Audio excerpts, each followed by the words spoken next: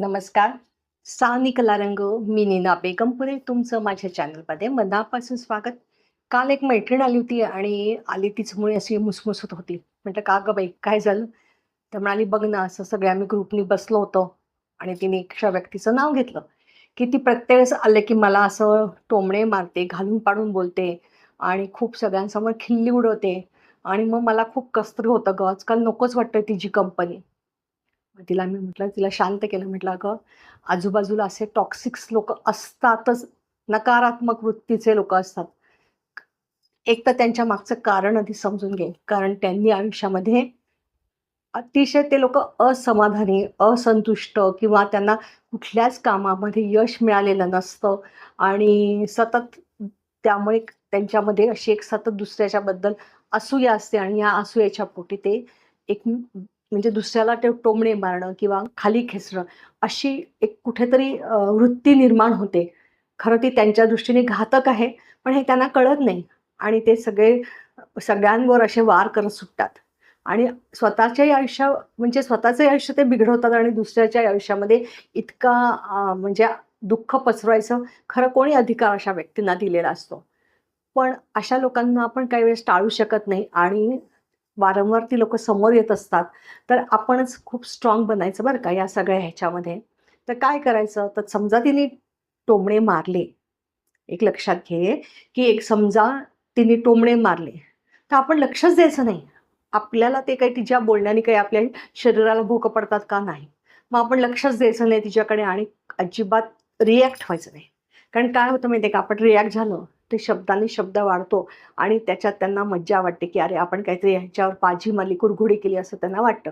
तर एक लक्षात घ्यायचं, की आपण अशा लोकांना प्रत्युत्तर रिएक्ट काहीच करायचं नाही. ही झाली पहिली टिप. आता दुसरी टिप सांगते. किती काही बोलू देत, बोलू देत. फक्त हसायचं आणि निघून जायचं. हसणं, आपलं हसणं जे आहे ना, ते त्यांच्या इतकं जिव्हारी लागतं की नाही, आतनं आणखीन असे म्हणतात ना, जळून-जळून खाक होतात अशी लोकं. तर आपण हसायचं आणि निघून जायचं किंवा समोर बसला तरी अगदी चेहऱ्यावर थोडीशी आपल्याला ह्याच्यासाठी मेहनत घ्यायला लागली, कारण आपला स्वभाव नसतो, आत एक बाहेर एक. किती काही बोललं तरी आपण आपलं लक्ष द्यायचं नाही आणि छान शांत हसत राहायचं. त्या लोकांचं मात्र अगदी म्हणजे पार-पार जळून कोळसा होतो ना, तसं झालेलं असतं.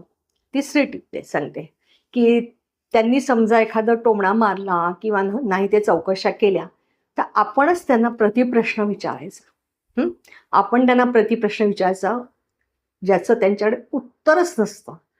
उत्तर नसलं की ते तिथून काढता पाय घेतात आणि मग तिथून निघून जातात आणि आपण हा जो बॉल असतो तो त्यांच्या कोर्टात टाकलेला असतो.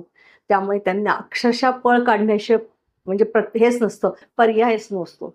तर असे हे 2-3 अगदी तुम्ही म्हणजे टिप्स लक्षातच ठेवा. अजून एक चौथी टिप, की असे लोकं आले ना आपल्याला कुठेतरी कार्यक्रमात वारंवार भेटत जातात. असं नाही ना, आपण प्रत्येक वेळेस अव्हॉइड नाही करू शकत अशा लोकांना. तर अशा वेळेस काय करायचं? त्यांच्याशी हाय हॅलो अगदी छान डोळ्यात डोळे घालून हाय हॅलो करायचं आणि तिथून जाऊन त्यांना हे करायचं. कट मारतात म्हणतात ना आजकालच्या भाषेमध्ये चिल राहा. आजकालची पोरं म्हणतात, "तुम्ही चिल राहा, कट मारा" असे शब्द असतात बघा. तर आपण अगदी शांत राहायचं, हाय हॅलो तर करायचं आणि आपण तिथून निघून दुसऱ्या ग्रुपमध्ये जॉइन व्हायचं आणि तिथे खूप छान हास्यविनोद करायचे, की ते बघून त्या लोकांना आतनं खूप असं होत राहतं. कारण इतकी त्यांच्यामध्ये निगेटिव्हिटी भरलेली असते, ठासून भरलेली असते, तर आपण त्यांची निगेटिव्हिटी आपल्यापर्यंत येऊच द्यायची नाही. हे लक्षात ठेवायचं. आपल्या कुठेही आपल्या देहबोलीतनं किंवा शरीरावरून दिसलं नाही पाहिजे, की आपल्याला त्यांचं वक्तव्य, त्यांचं जे बोलणं आहे, ते कुठेतरी हर्ट झालेलं आहे. असं स्ट्राँग राहा. आणि अजून एक महत्त्वाची म्हणजे कोणाशीही मैत्री करताना खूप सांभाळून करायची. आपलं खूप पर्सनल आयुष्य खूप कोणासमोर ओपन करायचंच नाही. जोपर्यंत विश्वास वाटत नाही, की ही जीवाभावाची आहे, तोपर्यंत पर्सनल आयुष्य अजिबात ओपन करायचं नाही. कारण ह्या व्यक्ती इतक्या धोकादायक असतात, की त्या पटकन आपल्या सगळ्यांच्या देखत वर्मावर बोट ठेवतात आणि आपलं जे काही आपण सांगितलेलं असतं, आपलं काय घरातलं जे आपल्याला वाटत असतं, तर ते खूप असं मोठं करून सगळ्यात सांगतात. तर अशा वेळेस मात्र आपण सावध राहायचं. आपल्याला ह्याच्यामध्ये माणूस पारखता आला पाहिजे. हे लक्षात घ्यायचं. कितीतरी वेळेस असं होतं बघा, की समोरच्या व्यक्तीला आपण खूप विश्वासात एखादी गोष्ट सांगतो आणि ती व्यक्ती त्याचं खूप असं रंगवून सगळीकडे पसरवते. तर असं पण सावध राहायचं आहे. आता एक तुम्हाला मी या सगळ्या ज्या टिप्स दिल्या आहेत, 5-6 टिप्स दिल्या, की कसं वागायचं. एक तुम्हाला छोटंसं उदाहरण सांगते, की आता मी आपल्या वयाच्या दृष्टीने सांगते, की आपण आता पेन्शनर आहोत. 60च्या नंतरच्या लोकांसाठी असे टॉक्सिक्स लोकं समोर आले, तर अगदी अगदी सगळ्यांच्या देखत ते म्हणाल, "काय मग पेन्शन नाही आहे तुम्हाला, तरीसुद्धा मजा करताय." आपण काहीच रिॲक्ट व्हायचं नाही. काहीच बोलायचं नाही. परत ते खोदून म्हणणार, "बरं चाललंय, मुलं देतायत वाटतं." अगदी सौम्यपणे हसा. अजिबात त्यांना काहीच बोलू नका, काहीच व्यक्त होऊ नका. परत काहीतरी म्हणणार, "काय गं किती देतात मुलं, सुना, का मुलगी पण पुरवते, मुलगी जावई?"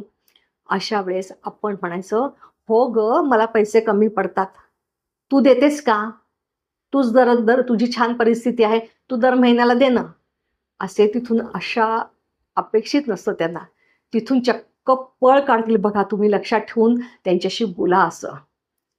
अजून चौथं म्हणजे काय, तर आपल्याला लक्षात असतं, की आता ह्या फंक्शनमध्ये हे लोकं आपल्याला भेटू शकतील. तर तेव्हा आपण आपल्याकडनं खूप स्ट्राँग राहायचं. मेंटली प्रिपेअर्ड राहायचं, की आज आपल्याला हे लोकं भेटणार आहेत आणि आप हे काही-काही लोकांना सवयच असते ना टोमणे मारायची. यांनी समजा आपल्याला टोमणा मारला किंवा काहीतरी असं खवचट बोलले, तर आपण त्यांना कसं हँडल करायचं हे पूर्ण मेंटली प्रिपेअर्ड होऊन जायचं. हां, काही वेळेस असं म्हणतात, की "ठकासे व्हावे महाठक." एकदाच एवढं सगळ्यांच्या देखत खरमरीत उत्तर द्यायचं, की त्यांची बोलतीच बंद झाली पाहिजे. असं आपलं व्यक्तिमत्व झालं पाहिजे. उगीच कोणाच्या तरी बोलण्यावरनं आपण मुसमुस रडत यायचं, आपल्याला हर्ट करून घ्यायचं आणि आपलं जे छान दिवस चाललेले आहेत, आता आपले रिटायरमेंटचं आयुष्य आहे, तर आपण छान घालवायचं आहे. कोणाच्या तरी बोलण्याने आपण दुखावून जर आपलं आयुष्य म्हणजे रडत-खडत घालवायचं, तर असं नाही करायचं.